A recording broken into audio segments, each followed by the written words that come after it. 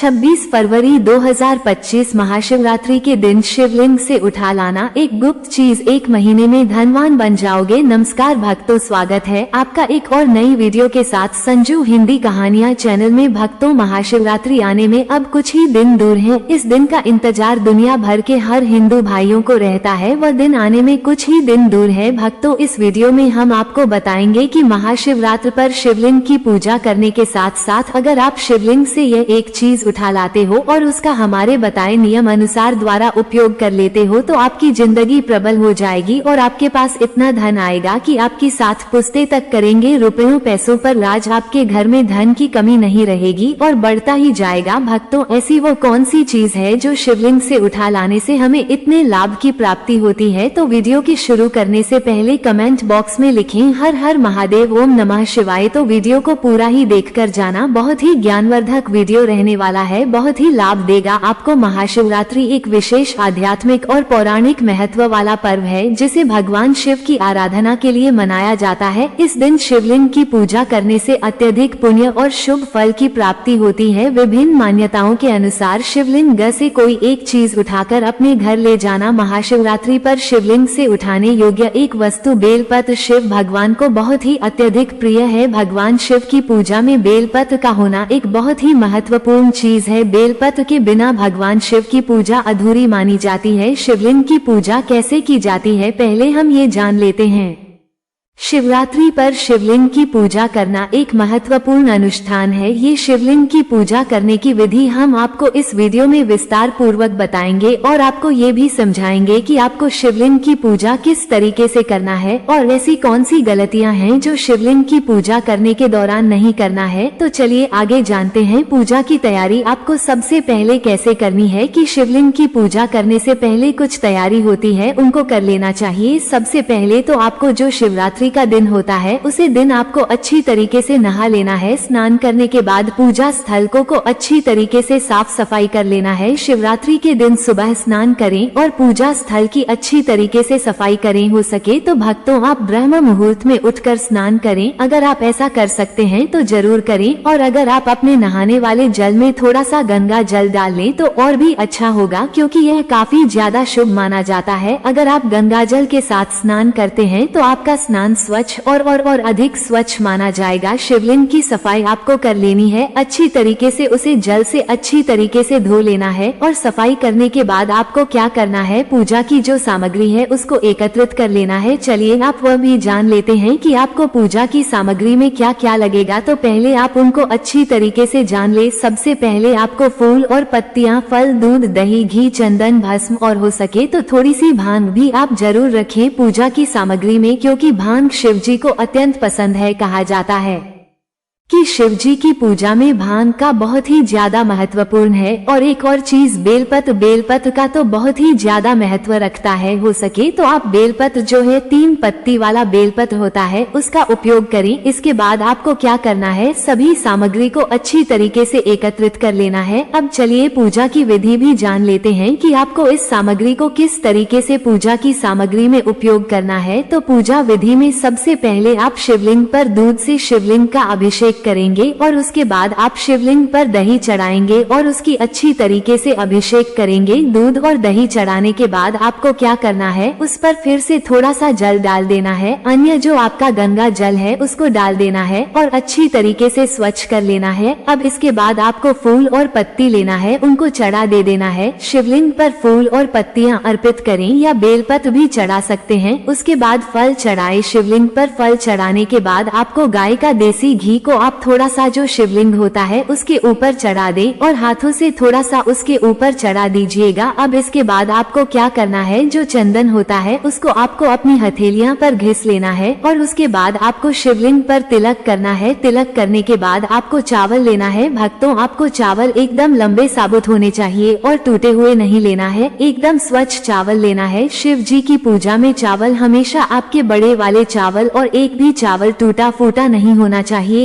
एकदम बड़े बड़े साबुत चावल लेना है आपको। अब इसके बाद आपको तिलक करने के बाद आपको थोड़ी सी भस्म लेना है और उसको भी आपको शिवलिंग पर चढ़ा देना है। भस्म चढ़ाने के बाद अब आपको थोड़ी सी भांग लेना है। भांग लेने के बाद आपको जो शिवलिंग है उसके ऊपर चढ़ा देना है। अब सभी चीजों को आपको शिवलिंग पर अर्पित कर देना है और अगर पूजा में आप हो सके तो थोड़ा सा धतूरा भी ले सकते हैं, क्योंकि शिव जी को धतूरा अत्यंत पसंद है। आप उसको भी चढ़ा सकते हैं और अगर आपके पास इतनी ही सामग्री है तो आप इतनी भी सामग्री को चढ़ा सकते हैं। अब इसके बाद आपको शिवलिंग की परिक्रमा करनी है और शिवलिंग की परिक्रमा करते हुए भगवान शिव की पूजा तो आपने पहले ही कर ली है और इसके बाद आपको परिक्रमा करनी है शिवलिंग की और अपनी मनोकामना को बोलना है। अब इसके बाद आपको आरती करनी है, भगवान शिव की आरती करें और इसके बाद आपने जो भी भोग भगवान शिव के लिए बनाया था उसको सभी लोगों में वितरित कर दें। यहाँ पर कुछ महत्वपूर्ण बातें हैं जो आपको व्रत के दौरान ध्यान रखना है। व्रत रखें, शिवरात्रि का व्रत रखना एक महत्वपूर्ण अनुष्ठान है। जप करें, भगवान शिव के मंत्रों का जाप अत्यंत महत्वपूर्ण। अगर आप व्रत रख रहे हैं तो आपको भगवान के शिव के मंत्रों का जाप करना है। महत्वपूर्ण कार्य, आपको हमें भगवान शिव के मंत्रों का जाप जरूर ही करना है। वो आप मंत्रों में ओम नमः शिवाय, ओम त्र्यंबकम यजामहे सुगंधिम पुष्टिवर्धनम उर्वरक में वंदना मृत्यु मोक्ष अमृतम, आप इस मंत्र का जप भी कर सकते हैं। इस मंत्र को जाप करते हुए आपको पूजा करनी है, भगवान शिव का ध्यान करें। अपनी व्रत की सफलता के लिए लोग शिवलिंग पर बेलपत्र चढ़ाते हैं। बेलपत्र चढ़ाते समय आपको ये ध्यान रखना है कि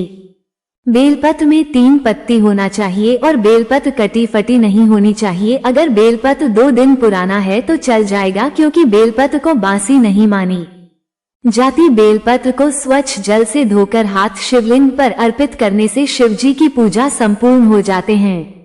पुराणों और तंत्र शास्त्रों के अनुसार यदि कोई व्यक्ति महाशिवरात्रि के दिन विधि पूर्वक पूजा करने के बाद शिवलिंग पर अर्पित बेल पत्र को श्रद्धा पूर्वक उठाकर अपने पास रखता है या उसका उपयोग विशेष अनुष्ठानों में करता है तो उसे विशेष लाभ प्राप्त हो सकते हैं। बेलपत्र को शिवलिंग से उठाने के लाभ की प्राप्ति होती है। महाशिवरात्रि के दिन शिवलिंग से बेलपत्र उठा लाने से आपको विभिन्न प्रकार के लाभ होते हैं, जैसे कि धन और समृद्धि में वृद्धि। महाशिवरात्रि पर शिवलिंग पर चढ़ाया गया बेलपत्र अत्यंत पवित्र और ऊर्जा से युक्त माना जाता है। इसे तिजोरी या व्यापार स्थल पर रखने से धन की वृद्धि होती है। आप क्या करें कि उस बेलपत्र को ले और अपने पूजा स्थान पर रखें और उसे अगले दिन एक लाल रंग के वस्त्र में रखकर अपने तिजोरी में रख दें, जहां पर आप अपना धन रखते हैं। इस उपाय को करने से आपका धन खत्म नहीं होगा और उसमें बढ़ोतरी होगी। माता लक्ष्मी आपसे प्रसन्न हो जाएंगी और आपके घर में हमेशा के लिए वास करेगी। नौकरी और व्यापार में सफलता मिलती है। स्वास्थ्य में सुधार आएगा। शिवलिंग से उठाया गया बेलपत्र यदि नियमित रूप से जल में डालकर पिया जाए तो शरीर से नकारात्मक ऊर्जा दूर होती है। यह मानसिक शांति प्रदान करता है और अवसाद डिप्रेशन कम करता है। आयुर्वेद में भी बेलपत्र का उपयोग अनेक औषधीय गुणों के लिए किया जाता है। शिवलिंग पर जो बेलपत्र शिवरात्रि के दिन चढ़ाया जाता है वो अमृत के सामान्य तुल्य होता है। अगर आप उसे बेलपत्र को अपने घर ले आते हो और उसका उपयोग आप किसी भी बीमारी में कर सकते हो, किसी भी बड़ी से बड़ी बीमारी क्यों ना हो, कुछ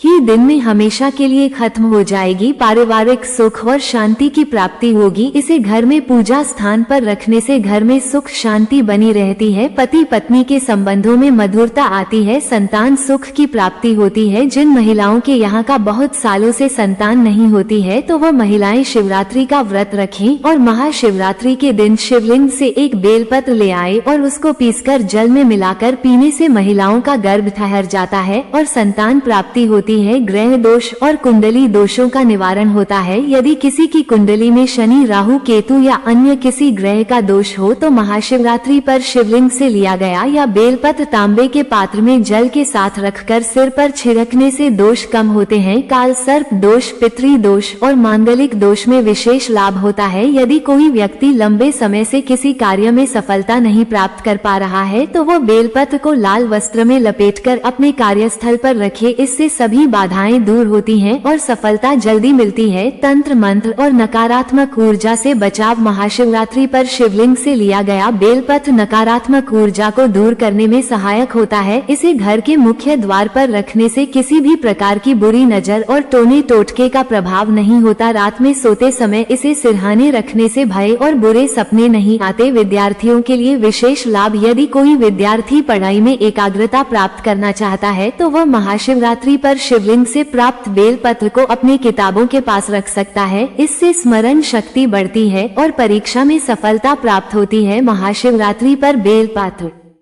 को उठाने के नियम और विधि: सुबह जल्दी उठकर स्नान कर ले और स्वच्छ वस्त्र धारण करें। भगवान शिव का ध्यान करें और उनके लिए बेलपत्र, जल, अक्षत, दूध, शहद आदि अर्पित करें। महाशिवरात्रि के दिन शिवलिंग को इन चीजों से अर्पित करना चाहिए। अगर यह चीज उपलब्ध नहीं है तो आप जल से भी शिवलिंग का अभिषेक कर सकते हैं। शिवलिंग अभिषेक का सबसे विशेष महत्व महाशिवरात्रि के दिन होता है। पूजा के दौरान ओम नमः शिवाय मंत्र का जाप करें। जब पूजा समाप्त हो जाए तब शिवलिंग पर चढ़ाए गए बेल पत्रों में से केवल 1 या 3 पत्र श्रद्धा के साथ उठाएं। इसे अपने दाएं हाथ में लेकर प्रणाम करें और घर लाकर किसी पवित्र स्थान पर रखें। ये बेल पत्र हमेशा स्वच्छ और सुरक्षित स्थान पर रखें। इसे किसी गंदे स्थान पर ना रखें। भक्तों, आपको हम बता दें कि शिवलिंग से हम हर प्रकार की चीज उठाकर नहीं ला सकते। जो चीज हम आपको बताएं आपको वही उठाकर लाना है। और बेलपत्र को उठाते समय कुछ विशेष जानकारी है जिनको अब हम आपको बता देते हैं। कुछ विशेष बातों का ध्यान रखा जाता, जैसे कि बिना पूजा किए या बिना अनुमति के शिवलिंग से कुछ भी उठाना अशुभ माना जाता है। कभी भी जल, दूध या फूल शिवलिंग से ना उठाएं, क्योंकि यह शिव को अर्पित हो चुका होता है। बेलपत्र को घर लाने के बाद उसका सम्मान करें और गलत स्थान पर ना रखें। इसे नियमित रूप से बदले और पुराने बेलपत्र को बहते जल में प्रवाहित कर दे। महाशिवरात्रि पर शिवलिंग से बेलपत्र को श्रद्धा और नियमों के अनुसार उठाकर लाने से कई शुभ फलों की प्राप्ति होती है। ये धन, स्वास्थ्य, परिवार, कार्य सिद्ध, तंत्र मंत्र निवारण और मानसिक शांति के लिए अत्यंत लाभकारी माना जाता है। हालांकि इसे पूरी आस्था और सही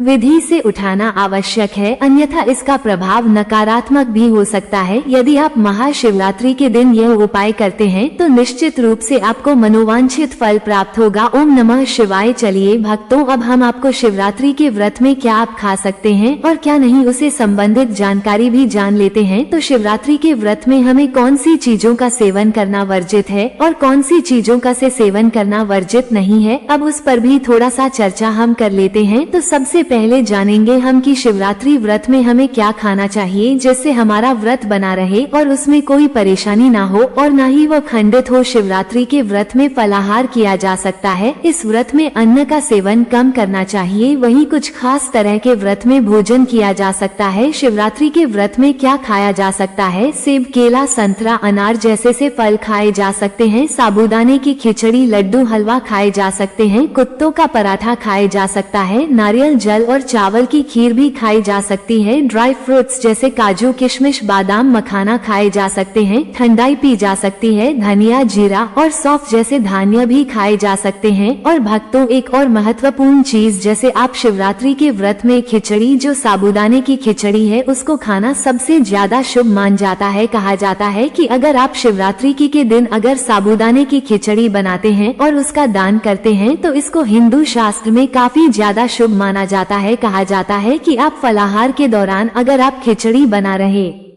हैं तो अगर पहले आप बना ले उसको और आप उसको व्रत के बाद तब खाएं, जब उसको आप एक किसी कन्या को जरूर दे दें और कन्या को देने के बाद खुद फलाहार करें। अगर आप ऐसा करते हैं तो यह आपके लिए बहुत ही ज्यादा अच्छा होगा। चलिए भक्तों, यहाँ पर हमने उन चीजों के बारे में जाना जो हमें व्रत के दौरान करना चाहिए। अब हम आपको एक और महत्वपूर्ण जानकारी बता देते हैं, जैसे कि आपके यहाँ व्रत रखते हैं तो कब फलाहार किया जाता है, आप कमेंट बॉक्स में जरूर बताएं। तो चलिए हम आपको ये बता देते कि आपको फलाहार कब और कैसे करना है। जिस दिन शिवरात्रि का व्रत रखता है आपको उसे दिन पूरे दिन भर ही व्रत रखना होता है। आप इस व्रत में जल पी सकते हैं पर फलाहार नहीं कर सके। अगर आप दिन में एक बार फलाहार करते हैं तो आपको रात को नहीं करना है और न ही खाना खाना है आपको। जो अगर आप रात के समय फलाहार कर सकते हैं, आप कोई भी समय एक समय फल वगैरह खा सकते हैं और हो सके तो आप खिचड़ी वगैरह भी बनाकर खा सकते हैं। इस व्रत में आपको सुबह खाना खाना होता है नहाने के बाद, और उसके बाद शिव जी की पूजा अर्चना करने के बाद आपको जो भी अपने लिए खाना बनाया है उसको थोड़ा सा शिव जी को चढ़ाना होता है और उसके बाद आप अपने व्रत का खुलासा कर सकते हैं। तो भक्तों, आप कमेंट बॉक्स में जरूर बताएं कि आपके यहाँ व्रत कैसे किया जाता है और कब व्रत का पारण किया जाता है। अब जान लेते हैं कि शिवरात्रि के व्रत में कौन सी चीज है हमें नहीं करना चाहिए और उन चीजों के सेवन से हमें बचाना चाहिए। शिवरात्रि